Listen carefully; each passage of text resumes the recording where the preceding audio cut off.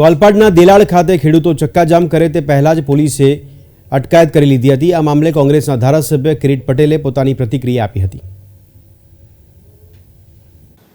ગાંધીનગર જિલ્લાના કલોલ તાલુકાના વડસર ગામે આનંદીબેન કેદારમણ અગ્રવાલ એ સર્વે નંબર 1061 અને એની નોંધ નંબર 1130 તારીખ 4/8/1988 થી વિલના આધારે ખેડૂત બનેલા છે। સુપ્રીમ કોર્ટની ગાઈડલાઈન, સુપ્રીમ કોર્ટનું જજમેન્ટ અને રાજ્ય સરકારનો પરિપત્ર છે કે કોઈ પણ વ્યક્તિ એ વિલથી ખેડૂત ના બની શકે, છતાં પણ આ ખેડૂત બન્યા।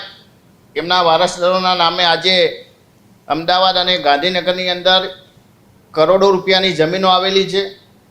માત્ર રાજ્ય સરકાર દ્વારા આ પ્રીમિયમ વસૂલવામાં આવે તો એ પ્રીમિયમની રકમ 25,000 કરોડ રૂપિયાથી ઉપર જાય છે।